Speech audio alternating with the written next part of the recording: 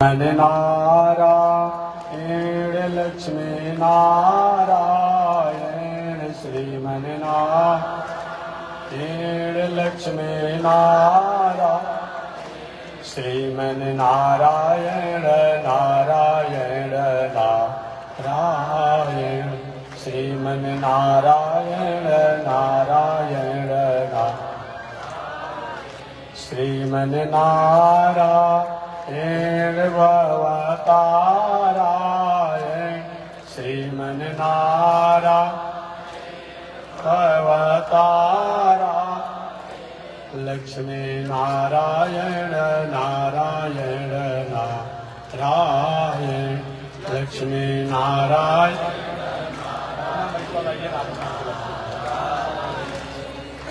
बोलिए श्री लक्ष्मी नारायण भगवान की। अनंताचार्य कृपया वेदांत द्वय पारगम रामकृष्णांग सद्भक्तम विश्वक्षेण मुनिं भजे।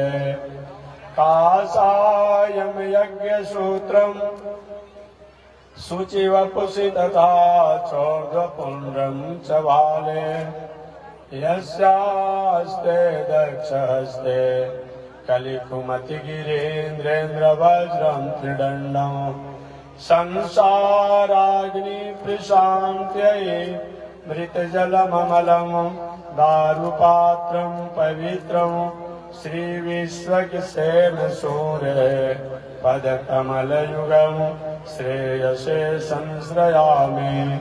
लक्ष्मीनाथु समारम्भां नाथयामुनमध्यमाम् अस्मदाचार्यपर्यन्तां वन्दे गुरो परम्पराम्।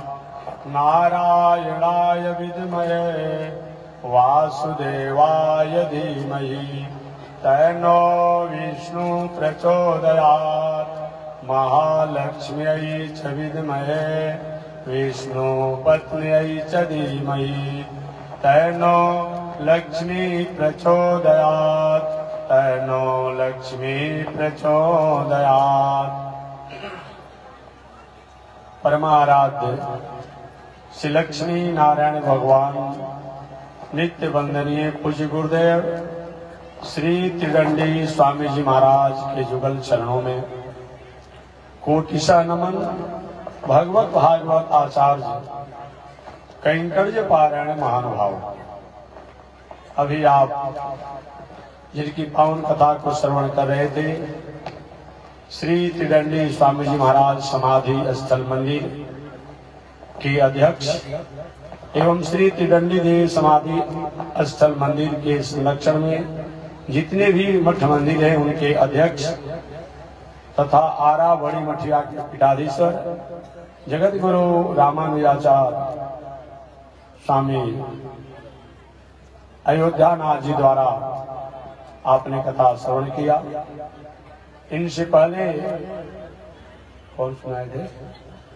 इनसे पहले जगत गुरु स्वामी चतुर्भुज जी जो वृंदावन से चलकर आए हैं उनके द्वारा आपने कथा श्रवण किया होगा। उनसे पहले श्री जगत गुरु मुक्ति नारायण स्वामी जी महाराज जो प्रयाग के पीठाधीश्वर है उनके द्वारा भी आपने कथा श्रवण किया होगा। उनसे पहले कौन सुनाए? श्री ब्रिज किशोर शास्त्री जी जो विक्रमगंज के हैं, जो अच्छे सरस कथा सुनाते हैं, उनके द्वारा हुआ।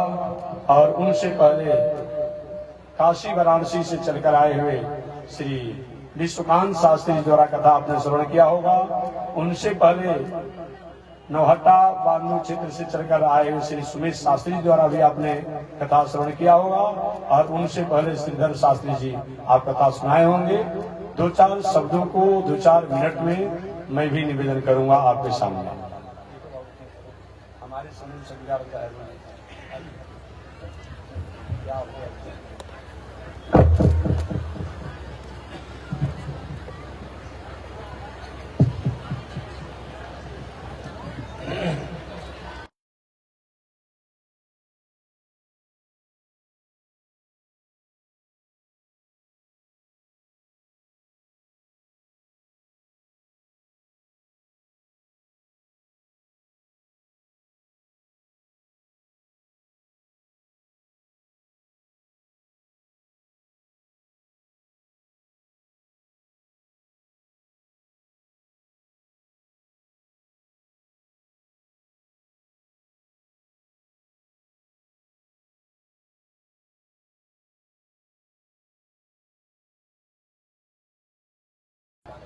जीवन में धर्म की क्यों आवश्यकता है? हमारा जीवन धर्म पर ही टिका हुआ है।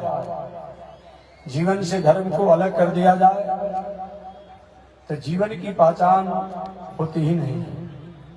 धर्म ही जो है हमारे जीवन की, संसार की, समाज की पहचान है। इसको कम करो।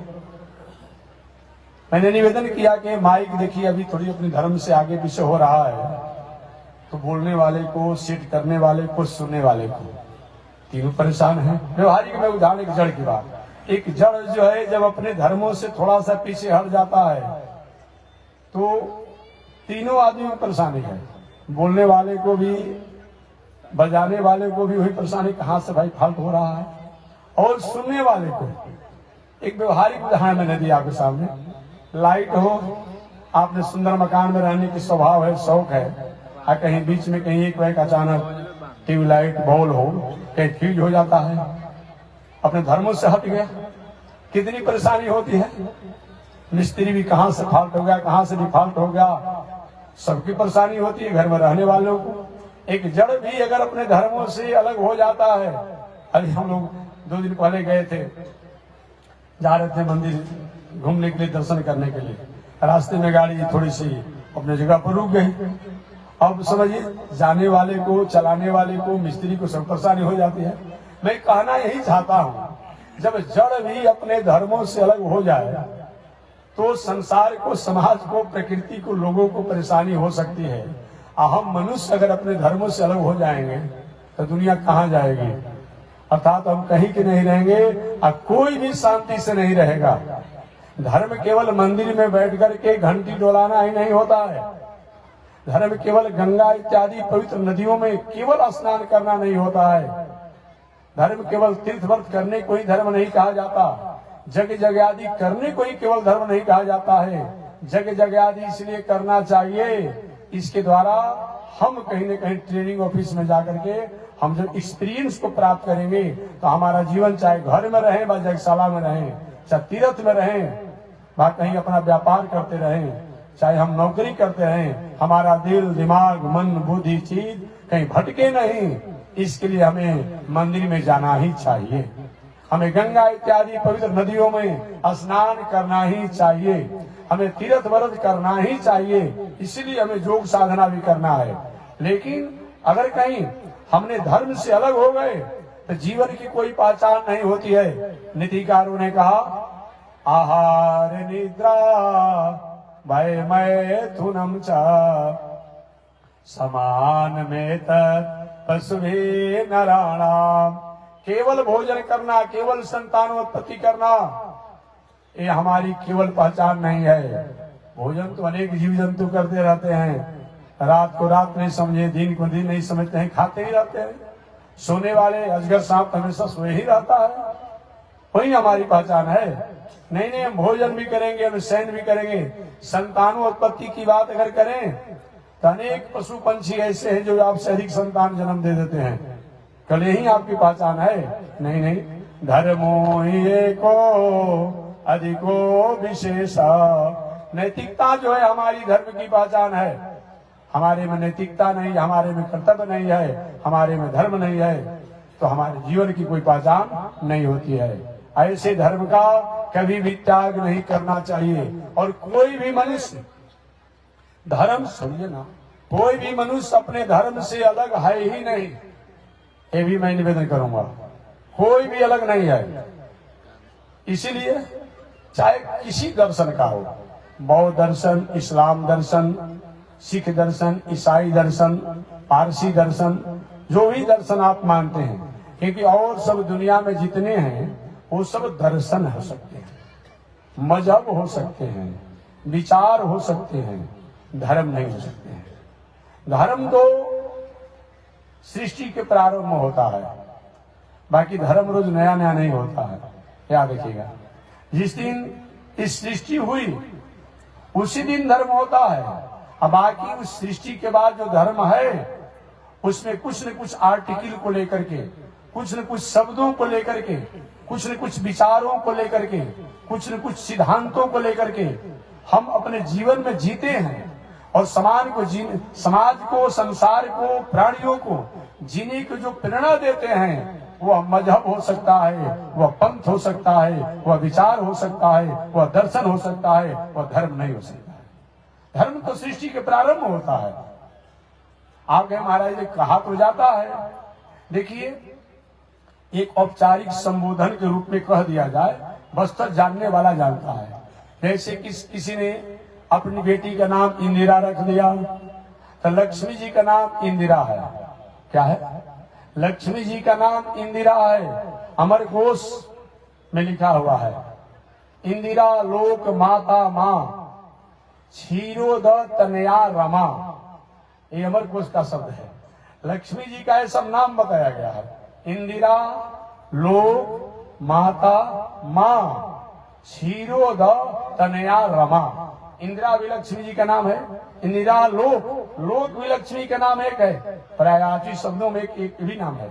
इंदिरा लोक माता मां, माता भी शब्द है लक्ष्मी जी का नाम, और मां भी है।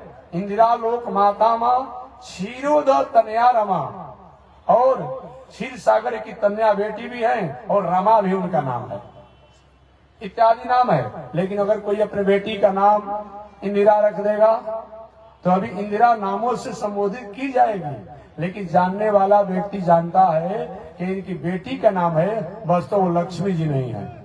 और बात व्यवहारिक, किसी कन्याओं को जब हम तुलना करते हैं, कहते अमुक कन्या जो है, इनका मुख जो है ये चंद्रमा के समान है। बस तो चंद्रमा कहीं अलग है, चंद्रमा अलग है, उनकी चांदनी अलग है। लेकिन जब तुलना किससे किया जाता है तो क्या होता है कि चंद्रमा से किया जाता है, चंद्रमा के चांदनी से किया जाता है। इसी को हम लोग, लेकिन जानने वाला जानता है।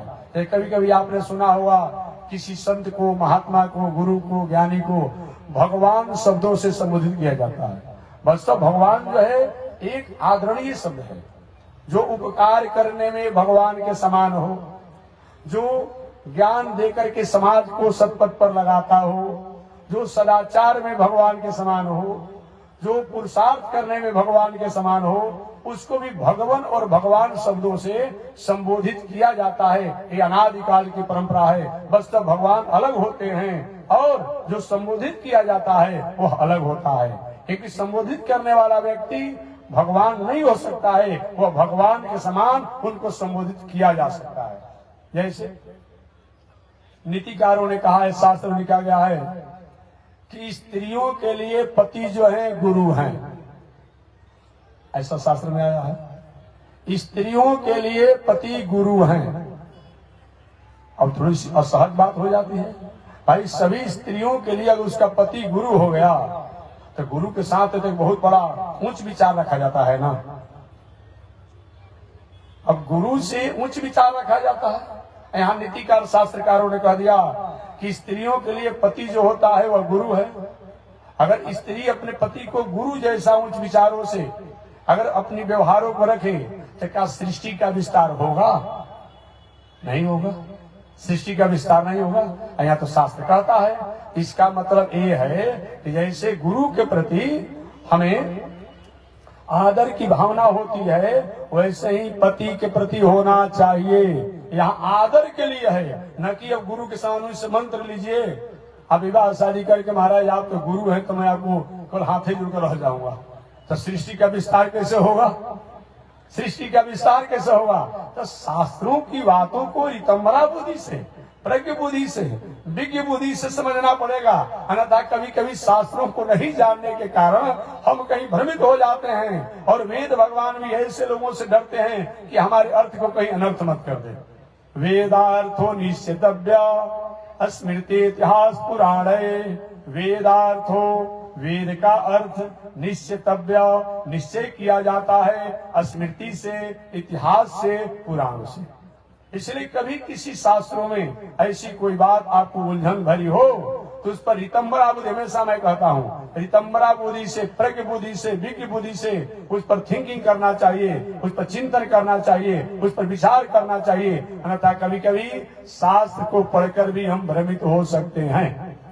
शास्त्र को पढ़कर भी हम भ्रमित हो सकते हैं। अतः शास्त्रों की बातों को हमें कहीं न कहीं अनुशीलन करना चाहिए, परिशीलन करना चाहिए, विचार करना चाहिए, तब कहीं शास्त्रों का अनर्थ नहीं होगा।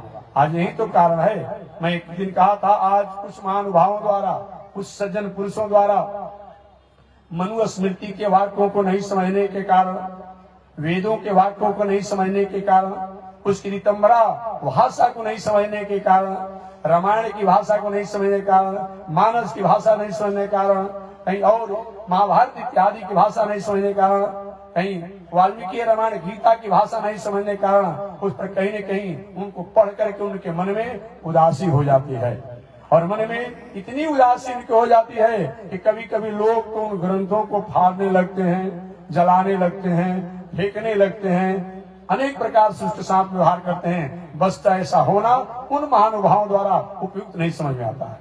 आपको किसी साधारण आप पढ़े लिखे आदमी को समझे, कोई बात नहीं समझता है, बार बार उसको पढ़ता है, पढ़ करके चिंतन करता है, अपने से समझ में नहीं आता है, एक दूसरे से उसका अर्थ पूछता है, उसकी व्याख्या समझता है। ऐसे भी किसी शास्त्रों में केवल शब्दों से अगर हम अर्थ कर देंगे तो कभी कभी हम भ्रमित हो सकते हैं। शब्दों से केवल अर्थ नहीं किया जाएगा, जैसा प्रकरण होगा उसके अनुसार उस शब्द का अर्थ समझा जाता है, अर्थ किया जाता है।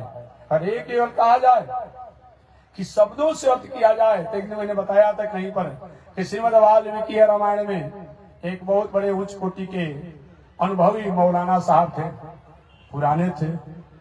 उनके मन में आया, मैं जो वैदिक परंपरा के जो अधिकारी हैं, संत महात्मा पीठाधीश्वर वंद, उनको उन्हीं के शब्दों द्वारा थोड़ा समय असहज कर दूंगा, चंचल कर दूंगा। वो मौलाना साहब ने कहा कि हुजूर, आप लोग तो कहते हैं कि हम हिंसा अहिंसा के पुजारी हैं, लेकिन आपके धर्म शास्त्रों में जिसको आप आदर देते हैं वो राम जी के बारे में लिखा हुआ है कि राम जी भी खाते थे।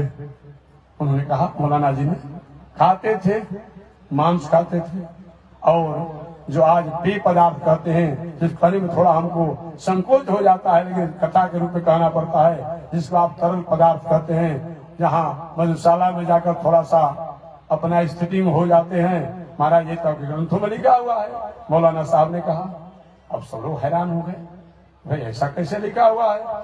एक ऐसा नहीं, आर्ष ग्रंथ आदि कवि द्वारा आदि काव्य जो है वो वाल्मीकि रामायण जो है उसमें लिखा हुआ है। मौलाना साहब भी अच्छे अनुभवी थे। देखिए, जैसे आप लोग में चतुर्वेदी होते हैं, द्विवेदी होते हैं, त्रिवेदी होते हैं, उसी प्रकार उनमें भी होते हैं। जैसे जिसकी अनुभव होता है मौलाना में, इस्लाम दर्शन में, उनको भी वो अपने में अपना टाइटल बनाए हुए हैं। ये बात समझ लीजिएगा। तो वाल्मीकि रामायण ले आए और लाकर कहीं देखिए लिखा हुआ है, लिखा है वाल्मीकि रामायण में कि 14 वर्ष की समय काल में भगवान श्री राम ने, ये मौलाना जी ने जो कहा, वो जो बड़े महंत संत उनसे, 14 वर्षों की वनवास की यात्रा में भगवान श्री राम ने 2 दिन केवल सेवन नहीं किया मांस का, उन्होंने कहा, और 2 दिन केवल पान नहीं किया तरल पदार्थ का। सब लोग आश्चर्य हो जाएंगे, अरे क्या बात करते हैं। अब लिखा था क्या श्लोक उन्होंने बोला, न मांसम भुंजते राजन च वारुणी पिबेत, यही श्लोक है। अब सब मैं कहना चाह रहा हूं कि शब्द के द्वारा केवल अर्थ किया जाएगा, तो कैसा शब्द है जी, न मांसम भुंजते राजन च वारुणी पिबेत। 2 दिन राम जी सेवन नहीं किए और वारुणी का पान नहीं किए। अब थोड़ा सा समझिए, जो राम जी अयोध्या से जब चले, अपनी राजपनही को, राज पोशाक को त्याग दिए जी, वनवासी भेष में रहे, और भला ऐसा कोई काम करेंगे? ये दिमाग है? अरे साधारण जो व्यक्ति दिन भर में 3 हाली मछली खाता हो, बात समझिएगा, 3 बार मछली खाता हो, 3 बार मांस खाता हो, 3 बार शराब पीता हो, और कहीं उसको छठ करना हो, तो छठ के अवसर पर कितना व्रत में रहता है जी? 1 दिन के व्रत करने में हम कितना नियम से रहते हैं। और भले ही दिनों में नगर पालिका के कर्मचारियों द्वारा रोड को, गली को, नली को साफ किया जाता हो, लेकिन जब छठ का अवसर आता है तो देखिए अपने लिए सब साफ हो जाता है।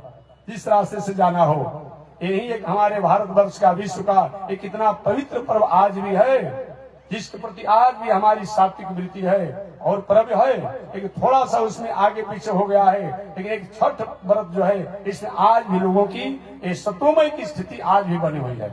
एक समान व्यक्ति जो 3 बार 6 बार मांस मदिरा खाने सेवन करने वाला है, जब कहीं छठ व्रत करना होता है तो क्या करता है? नहीं करता है। अब भला ये व्रत में, एक दिन के व्रत में, अब भगवान श्री राम ने 14 वर्ष का वनवासी का व्रत लिया है कि वनवासी वेश में रहेंगे, तपस्वी वेश में रहेंगे, वानप्रस्थ वेश में रहेंगे। वानप्रस्थ का मतलब होता है कि पत्नी हो तो ठीक ही हो और नहीं हो तो ठीक ही है। तो पत्नी के रहते हुए भी पत्नी से पूजा पाठ धर्म कर्म में ही, संत महात्मा के आश्रम पर जाकर दर्शन करने में ही जीवन जिएंगे, बाकी और कुछ नहीं करेंगे। ऐसा भगवान श्री राम जो व्रती का जीवन जीने वाले हैं, वो भला ऐसा हो सकता है? लेकिन वाल्मीकि रामायण में लिखा हुआ है। तो शब्दों द्वारा व्रत करेंगे तो तुम भ्रमित हो जाएंगे। इस भ्रम का कोई समाधान नहीं है। इसलिए अब इसका अर्थ क्या होता है? न मांसम भुंजते राजन न चौबारुड़ी पिबेत। इसी को मौलाना साहब लिखा है, देखिए लिखा हुआ है। अब उसमें कहा कब नहीं किए? एक दिन जब प्रथम बार दशरथ जी को जब मृत्यु की समाचार भगवान श्री राम ने सुना, तो मृत्यु के समाचार सुनने के बाद उस दिन पिता के शोक में ही रह गए। और दूसरी बार लक्ष्मण जी को जब शक्ति बाण लगी थी, उस समय मौका ही नहीं मिला, उनकी गोदी में पड़ रह गए। उस दिन उनको मौका नहीं मिला, बाकी दिन तो अपने दिनचर्या में रहते ही थे। अब इसका अर्थ क्या किया जाएगा? न मांसम भुंजते राजन न चौबारुणी पिबेत। मांस माने केवल मांस नहीं होता है, जो फल होते हैं, वो फल का जो छिलका जो होता है उसको चाम कहा जाता है। फल का जो गूदा होता है वो मांस कहा जाता है, और फल का जो गुठली जो होता है उसको हड्डी कहा जाता है। तो भगवान श्री राम 14 वर्षों के अंतराल में 2 दिन फल के गूदी तक भी नहीं खाए। इतने अपने, एक बार तो पिताजी के शोक में और दूसरी बार लक्ष्मण जी को शक्तिबाण लगने पर। तो यहाँ मांस माने मांस नहीं, मांस माने फल का गूदी तक नहीं खाए। चौबारुणी पिबेत। और बारुणी की बात आती है तो बारुणी माने योग साधना में एक खिचड़ी मुद्रा होती है। एक खिचड़ी मुद्रा का मतलब होता है कि जीभ को उलट करके और कंठ के नीचे स्पर्श करना और बैठ करके ध्यान चिंतन जप इत्यादि करना। जब तक हम ध्यान चिंतन करते हैं, एक अमृत जैसा एक स्वाद, एक रस हमारे शरीर को मिलता है। ये संपोषित होते हैं और शरीर में स्फूर्तियां बनी रहती है, तन्मयता बना रहता है। जैसे कोई नशा का नशेड़ी जो है, जो अपनी बात कहेगा तो कहते रहेगा, वो दूसरी की बात सुनता नहीं है। तो ऐसे इस रस के कारण हम जहाँ तन्मयता में रहते हैं, वो तन्मयता हमारी भंग नहीं होती है। इसका नाम क्या है? खिचड़ी मुद्रा है। वो 2 दिन भगवान श्री राम जो है उस खिचड़ी मुद्रा द्वारा जो रस प्राप्त होता है उसके स्वाद को भी नहीं लिए। इसलिए शास्त्रों की बातों को जानने के लिए ऋतंबरा बोधि, प्रज्ञ बोधि होनी चाहिए, अन्यथा शास्त्रों के वाक्यों को नहीं समझ करके हम भ्रमित हो सकते हैं। तो मैं निवेदन करना चाहा, कुछ महानुभावों द्वारा शब्दों को नहीं समझने के कारण या शब्दों की भावों को नहीं समझने के कारण या प्रकरण नहीं समझने के कारण कभी कभी अपने में असहज हो जाते हैं। अभी समान रूप में एक शूद्र शब्द पर बहुत बड़ा विवाद लोगों में चल रहा है। लेकिन शूद्र का मतलब क्या हो जानते हैं? चाहे वो ब्राह्मण हो, चाहे क्षत्रिय हो, चाहे वैश्य हो, चाहे और कोई भी हो, जो व्यक्ति खान पान रहन सहन उठन बैठन बोल चाल संगत से बिगड़ा हुआ हो, तो उस जमाने में उनको शूद्र से संबोधित किया जाता था। बात समझिएगा। और ऐसे आप कहीं मरा तो और लोग क्या संबोधित होता था? आप पूजा कराते हैं, आपको पता नहीं है? आपको पूजा कराते हैं पता होना चाहिए। जो संकल्प में 4 ही बात आती है। और हमारे विश्व में, हमारे दुनिया में जितना कम से कम हमारी प्रजातियां हैं, जातियां हैं, और कोई है ही नहीं। 4 ही चातुर्वर्ण्यम मया सृष्टि, भगवान ने कहा। श्रीमद् भगवत गीता में भगवान के 4 ही वर्ण है, 4 ही जात है। कौन कौन? ब्राह्मण, क्षत्रिय, वैश्य और दास। तो जब संकल्प किया जाता है तो ब्राह्मण को तो ब्राह्मण कहा ही जाता है, क्षत्रिय तो क्षत्रिय कहा ही जाता है। उनको बर्मा शब्दों से कहा जाता है। और जो वैश्य हैं उनको गुप्ता या गुप्त शब्दों से संबोधित किया जाता है संकल्प में। और जो लोग हैं उनको दास शब्दों से संबोधित किया जाता है। कहीं किसी को अपमान करने की कोई बात नहीं। जो भारतीय दर्शन, वैदिक दर्शन समाज और राष्ट्र को लेने की बात करता है, उन ऋषियों द्वारा बनाए गए ग्रंथों में भला किसी को अपमान करने की बात होगी? नहीं। हमारा आचरण अगर गलत है तो वहां थोड़ी सी अनुशासन करने की बात आती है। बताया तो गया है। मैं निवेदन करता हूं, अगर ये कहा जाए कि कई पक्षपात की बात, तो रावण को राक्षस कौन जानने वाला था? काहे कहा जाएगा? उससे बड़ा विद्वान, उससे बड़ा ज्ञानी, धनवान, वैभववान, पदवान, ऐश्वर्यवान, माने क्या नहीं था। एक उस रावण को राक्षस संबोधित किया गया। क्यों? आचरण के चलते। और क्या उसमें कमी था जी? सबरी जी को कौन उनको भक्ता जाना? आप कहे हैं कि आपके बाप दादा कहे हैं? कौन कहा है? कौन लिखा है? लिखने वाला बताइए। उस सबरी को भक्ता क्यों कहा गया है? उनकी नैतिकता पर, उसकी मौलिकता पर, उसकी कर्तव्य पर, उसकी मर्यादा पर सबरी को भक्ता कहा गया है। श्रीमद् वाल्मीकि रामायण में लिखा है, सबरिया पूजित सम्यक जाते दशरथ आत्मज। सबरिया पूजित सम्यक। सबरी ने जैसा राम जी का स्वागत सत्कार किया त्रेता युग में और किसी ने नहीं किया। क्योंकि सत्कार समान तो राम जी को भरद्वाज मुनि के आश्रम पर भी हुआ और भी अगस्त मुनि के आश्रम पर हुआ, बहुत जगह हुआ। लेकिन यहाँ कैसे हुआ? सबरी के पास बहुत साधन नहीं थे, संसाधन नहीं था, धन संपत्ति नहीं था, वैभव नहीं था। क्या किया? बेर के फल ला करके और राम जी को मीठा मीठा बेर दे दिया। प्रभु खाइए, यही मेरी क्षमता है। लेकिन वाल्मीकि रामायण में स्पष्ट बताया गया, सबरी के पास साधन नहीं थे, संसाधन नहीं थे, लेकिन सबरी के पास भाव था। उस भाव के कारण ही वाल्मीकि रामायण में भरद्वाज ऋषि की बात नहीं आई। अरे भाई, आपके पास लाख रुपया हो और लाख रुपया में कहीं जीयर स्वामी का अपने 100 रुपया दान दे दिया, ये बहुत बड़ी उपलब्धि नहीं है। आप मजदूरी करते हैं 200 रुपया का, 300 रुपया का, 500 रुपया का, आप 500 रुपया में जो 100 रुपया देता है उसकी बहुत बड़ी उपलब्धि है। बात समझिए कि आपके पास अगर लाख रुपया हो, 100 रुपया दे दिए, कोई बड़ी बात नहीं है। लेकिन अगर किसी के पास 500 रुपया की मजदूरी हो और उसमें 100 रुपया कहीं देता है, उसका बहुत बड़ा महत्व है। भरद्वाज ऋषि अपनी साधना का प्रदर्शन किया। वाल्मीकि रामायण पढ़ेंगे, आप मानस पढ़ेंगे, और भी ऋषि लोगों ने जब भगवान श्री राम उन लोग के आश्रम पर गए तो अपने अपने साधना का प्रदर्शन किए, साधना का प्रदर्शन किए। उस साधना के द्वारा, अष्टसिद्धियों के द्वारा बहुत कुछ सेवा सत्कार किए। लेकिन जिन्हीं जब सबरी के आश्रम भगवान श्री राम गए तो जाने के बाद क्या हुआ? सबरी ने मीठा मीठा बेर दे दिया। और एक बात और मैं वहां भी बताया था कि ऐसा देखिए, और आश्रम पर जब भगवान श्री राम घूम रहे थे उस समय छोटे छोटे ऋषि कुमार जो सबरी के आश्रम के आसपास रहते थे, ए सबरी मैया, अरे राम जी जंगल में घूम रहे ऋषियों के आश्रम पर, चलो ना दर्शन कर लो। तो हमेशा राम जी का भजन करती हो, जजन करती हो।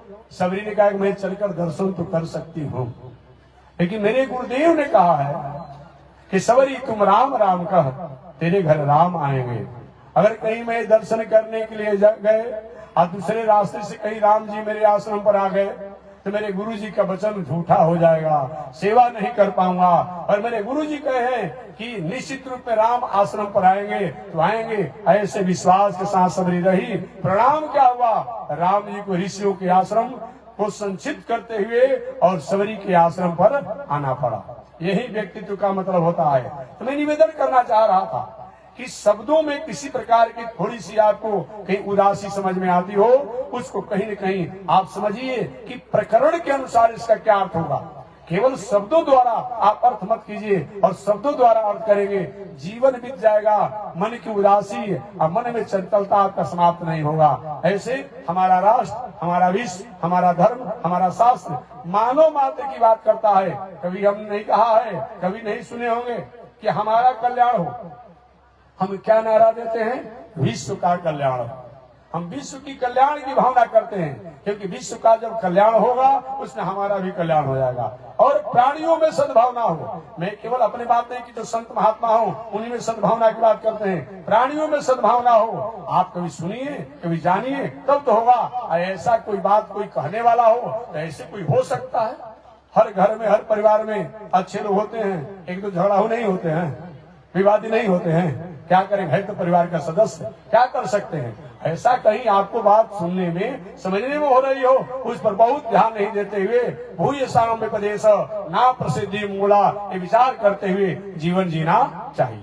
तो मैं निवेदन कर दिया कि धर्म का मतलब मंदिर में जाना भी होता है, जग जग आदि करना भी होता है, तीर्थ व्रत करना भी होता है, लेकिन धर्म का मतलब यही होता है कि किसी कारण से, किसी प्रकार से कभी भी हमारे जीवन में जो भटकाव हो गया है, वो भटकाव अब हमारे जीवन में नहीं आएगा। ऐसा विचार करके अगर हम जीवन जीते हैं, इससे श्रेष्ठ धर्म नहीं है। अवना नसानी अवना न सही हो, जो बीत गई सो बात गई, जो हो गया सो हो गया।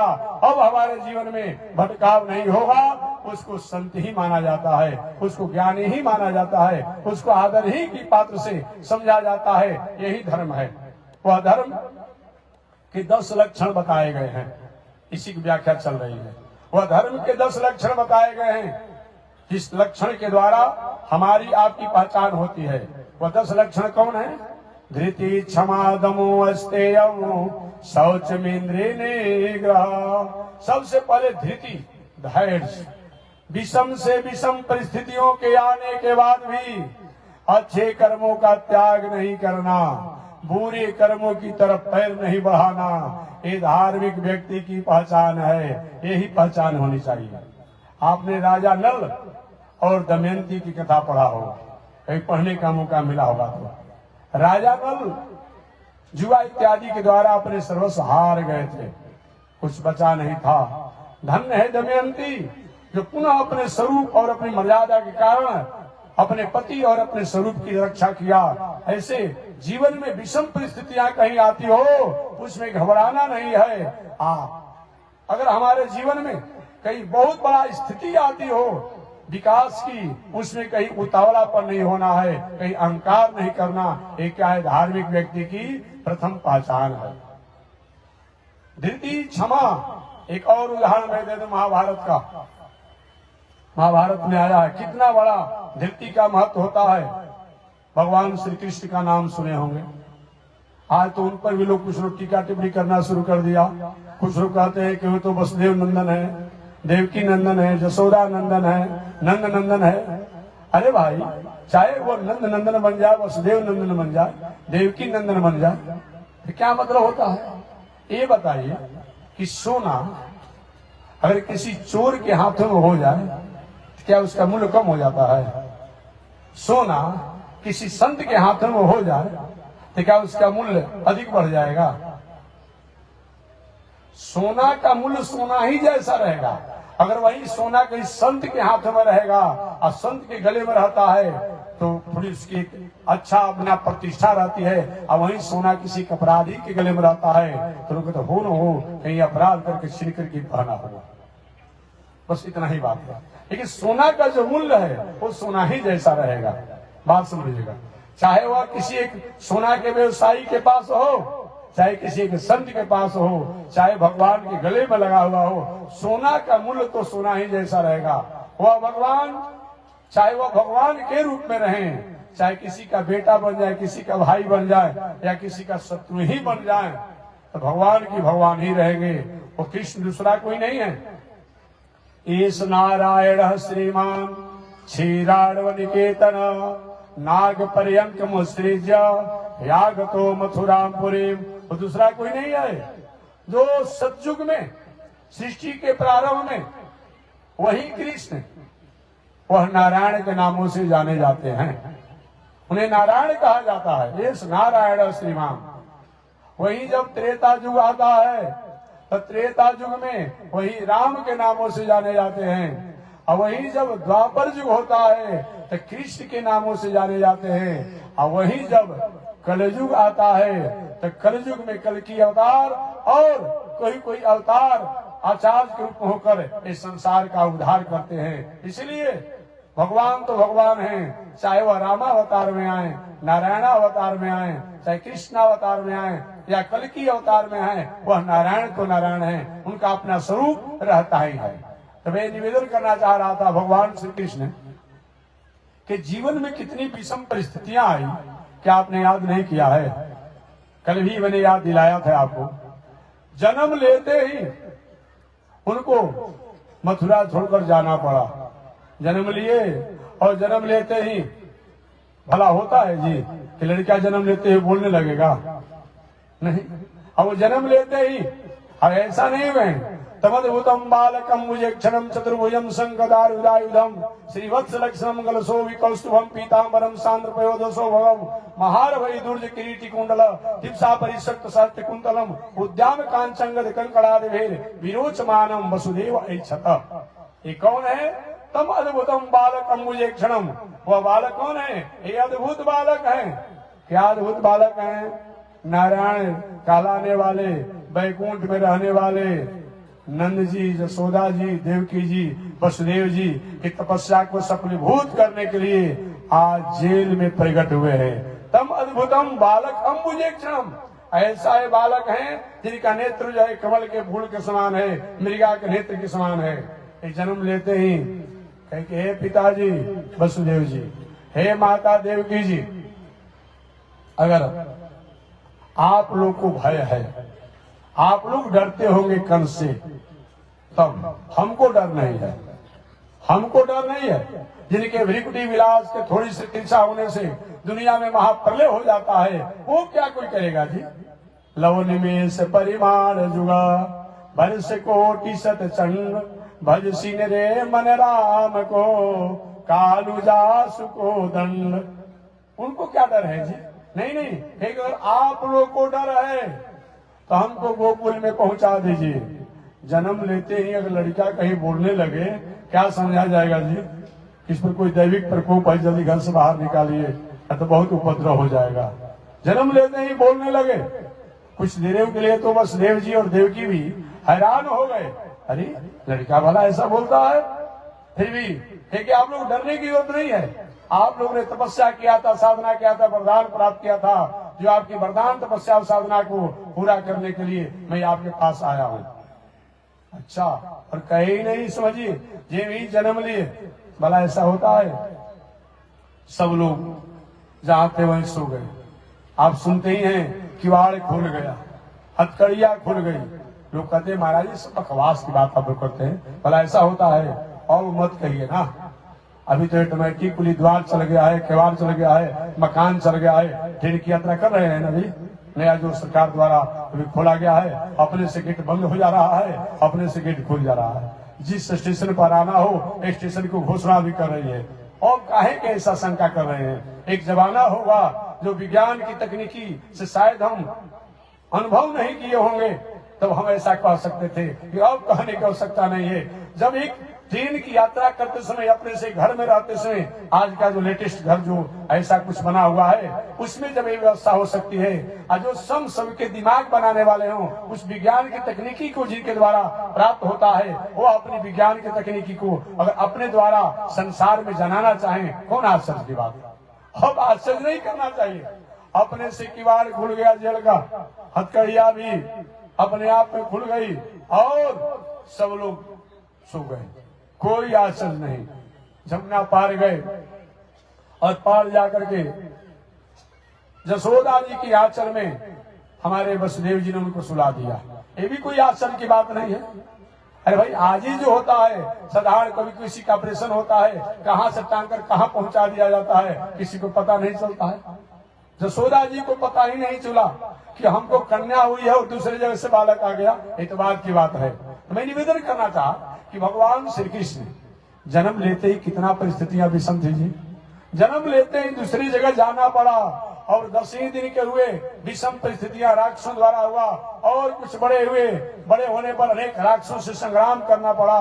चलिए वहां से समय आगे बढ़ा, मथुरा में आए और मथुरा में भी जब आए भगवान श्री कृष्ण लगभग 11 वर्षों तक गोकुल, ब्रज, वृंदावन इत्यादि में रहे और 14 वर्षों तक मथुरा में रहे।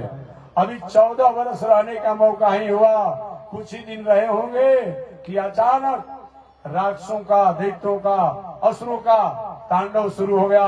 कभी कालजौन से लेकर के जरासंध से लेकर के एक बात और मैं कहूंगा, कल भी मैंने कहा था, आपका जो देश है ना, आपका बिहार प्रदेश है ना, बहुत बड़ा साहसी है, याद रखिएगा। इस जरासंध भगवान श्री कृष्ण से 18 बार संग्राम किया। 17 बार तो भगवान श्री कृष्ण ने जरासंध को हरा दिया, 17 बार हरा दिया, लेकिन ये भी छोड़ा नहीं साहस को। और 18वीं बार पुनः मथुरा पर चढ़ाई किया। कृष्ण भगवान को मथुरा छोड़ करके द्वारिका जाना पड़ा। तो कितने आप साहसी हैं, आप ये बात को समझ लीजिएगा। ऐसे आप जुझारू हैं। आपका देश, आपका जो है ना, बहुत बड़ा जुझारू है। इतिहास गवाह है, ये हम नहीं कहते हैं, इतिहास और पुराण गवाह है कि भगवान श्री कृष्ण जो पूरी दुनिया के नियामक और नियंता हैं, उनको भी 18वीं बार जो है क्या किया, यहाँ से उनको द्वारिकापुरी पहुंचा दिया। इससे भले अब होना अच्छी बात नहीं है, लेकिन एक उपदेश देना चाहता हूँ। संघर्षशील व्यक्ति जो होता है, जरासंध द्वारा जो संघर्ष किया गया, संघर्षशील व्यक्ति जो होता है, असफलता सफलता सफलता से लुढ़कते हुए एक न एक दिन कहीं न कहीं अपने सफलता के मुकाम और सुपान पर पहुंचने का वो अधिकारी बन जाता है। इस जरासंध द्वारा 18 बार जो भगवान श्री कृष्ण संग्राम किया, इससे हम और आपको संदेश प्राप्त होता है। भगवान श्री कृष्ण मथुरा से द्वारिका चले गए, विवाह शादी हुआ, परिवार के साथ रहे, रोज कुछ न कुछ विवादें चलते रहा। 125 वर्ष की आयु बिता करके थोड़ा बुढ़ापा में अपने परिवार, बाल बच्चों के साथ, नाती पोता के साथ, समाज के साथ थोड़ी सी अमन चैन में रहना ही चाहे कि अपने ही परिवार के कुछ लोग जिनका खान पान चंचल हो गया था, और खान पान चंचल होने के कारण ऋषियों के साप के कोप के भाजन बने और पूरे द्वारिकापुरी तहस नहस हो गई। भगवान श्री कृष्ण को भी अंतिम सांस अपने जीवन को समेट करके, इस लीला शैली को समेट करके जाना पड़ा। एक दिन भी जीवन में शांति मिला भगवान श्री कृष्ण को नहीं। लेकिन आप जब भी देखेंगे फोटो उनका, जब भी फोटो देखिए हमेशा मुस्कुराते रहते हैं। ये सज्जन पुरुष का लक्षण होता है, ये धीर पुरुष का लक्षण होता है। जीवन में परिस्थितियां तो आती रहेगी। एक और व्यवहारिक बात हमेशा मैं सुनाते रहता हूँ, जैसे हम नहीं चाहते हैं, हमारे नहीं चाहने के बाद भी दुख हमारा पीछा नहीं छोड़ता है। हमारे नहीं चाहने के बाद भी दुख हमारा पीछा नहीं छोड़ता है। तो हम नहीं भी इच्छा करेंगे और विवेकपूर्ण कर्म और कर्तव्य करते हैं तो हमारा सुख भी हमारे पास आ जाएगा। आप नहीं चाहते हैं कि रात्रि जाए, फिर भी रात्रि का समापन होता है, दिन आ जाता है, और हम नहीं चाहते हैं कि दिन का समापन हो, पुनः रात्रि आ जाती है। उसी प्रकार ये दुनिया चलती रहती है। ये सुख और दुख तो हमारे जीवन में आते रहेंगे और जाते रहेंगे। ऐसा विचार करके हमें जैसे दुख की कामना नहीं करते हैं, उसी प्रकार से सुख की भी कामना नहीं करनी चाहिए। जो होगा सीताराम सीताराम सीताराम कहिए, और जाहि विधि राखे राम ताहि विधि रहिए। यही बात होना चाहिए। जहां ले चलोगे वहीं मैं चलूंगा, और जैसे रखो नाथ वैसे रहूंगा। ये विचार करते हुए जीवन की हर परिस्थितियों में मुस्कुराते रहना चाहिए। इससे क्या होता है, ठीक है, हमारे जीवन में परिस्थितियां तो आएगी, विषम परिस्थितियां आएगी, लेकिन मुस्कुराते रहने से क्या होगा, हमारा आत्मबल जो है, हमारा विल पावर जो है, हमारा मनोबल जो है वह ठीक रहता है। और आगे चल करके हम सतपथ पर चलने के, हम प्रेरणा के अपने आप कहीं अधिकारी होते हैं। यह विचार करते हुए हमेशा व्यक्ति को धैर्य होना चाहिए। तो धार्मिक व्यक्ति का 10 को जो लक्षण बताया गया है, उसमें सबसे प्रथम क्या है, धृति क्षमा दमो अस्तेयमो शौचमिंद्री निग्रह धी विद्या सत अक्रोधम 10 कम धर्म लक्षणम। तो सबसे प्रथम धार्मिक व्यक्ति की पहचान है धृति। इस धृति की व्याख्या मैंने किया कि विषम से विषम परिस्थिति आने के बाद भी धैर्य को त्यागना नहीं है, अच्छे कर्मों को त्यागना नहीं है, और बुरे कर्मों की तरफ पैर नहीं बढ़ाना है। ये धार्मिक व्यक्ति की प्रथम पहचान है। शेष और व्याख्या अगले दिन होगी। आज इसी के साथ वाणी विराम। एक बार भगवान का नाम है। श्रीमन नारायण लक्ष्मण, श्रीमन नारायण नारायण नारायण, श्रीमन नारायण नारायण, श्रीमन नारायण जगोधारायण, श्रीमन नारायण जगो लक्ष्मी नारायण नारायण नारायण लक्ष्मी नारायण नारायण। आग लगी आकाश में लगे अंगार हो, आग लगी आकाश में बरसन लगे। संत नहीं होते जग में तो जलमर का संसार हो, संत नहीं होते जग में तो जलमर। श्रीमन नारायण नारायण नारायण श्रीमन नारायण नारायण। बोलिए श्री लक्ष्मी नारायण भगवान की। आज बसंत पंचमी है ना जी, आज बसंत पंचमी सरस्वती पूजा महामहोत्सव है। सरस्वती जी आज ही के दिन प्रकट हुई थी, एक तरह से उनका जन्मदिन भी है। सरस्वती देवी द्वारा जो भी होनहार हमारे पढ़ने वाले जो बालक हैं बालिकाएं हैं उनके लिए प्रेरणा प्राप्त होता है कि सरस्वती देवी देखिएगा एक हाथ में वीणा है, वीणा ज्ञान का सूचक है, वीणा जो प्रेम का सूचक है, वीणा जो है आनंद का सूचक है, और एक हाथ में माला है। आपस लोग बोलते हैं ना सरस्वती जी का, कैसे बोलते हैं? आप कहते हैं कि स्फटिक का माला लिए हुए सरस्वती जी हैं। उसी प्रकार से चाहिए जो भी पढ़ने वाले होनहार, चाहे इंजीनियर बनना चाहते हो, डॉक्टर बनना चाहते हो, वैज्ञानिक बनना चाहते हो, आप जहां भी रहिए, प्रदेश में रहिए, गांव में रहिए, जिला में रहिए, जहां भी रहिए, लेकिन आपका जीवन में संस्कार होना चाहिए, सदाचार होना चाहिए।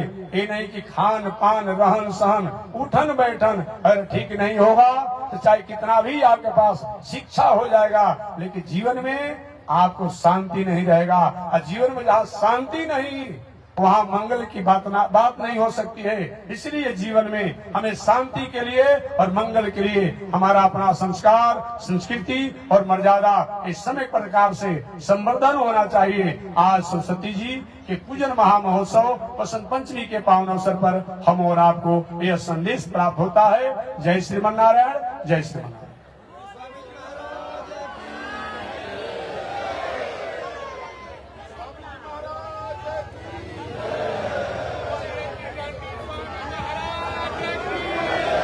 ओम चंद्रमा मनसो जात चक्षो सूरजो अजायत श्रोत्राद्वायुष प्राण समुखा अग्निरजायत श्रीसुते लक्ष्मी सवत्न्या वहोरात्रे पार्श्वे नक्षत्राणि रूपमस्मिनो व्यातम् ईश्वरे निघाल मोमयि घाल सर्वलोकं मयि घाल आसायं यज्ञसूत्रं शुचिवपुषि तथा शोर्ध्वपुण्ड्रं च वाले यस्यास्ते दक्षहस्ते कलिकुमति गिरीन्द्रेन्द्र वज्रं त्रिदण्डं संसाराग्नि प्रशान्त्यै भृतजलममलं दारुपात्रं पवित्रं श्रीविश्वक्सेन सूरे पदकमलयुगं श्रेयसे संश्रयामि अमरे आदय शूद्रस् चलमतिरसवैयावृषभव कृतघ्नो दूरमाने स्मर परवशो वञ्चने पर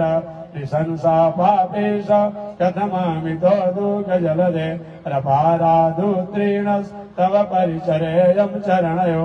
लक्ष्मी नारायण भगवान की, भास्कर भगवान रामानुजाचार्य स्वामी महाराज की, विश्वबंध जगदाचार्य श्री त्रिदंडी स्वामी महाराज की।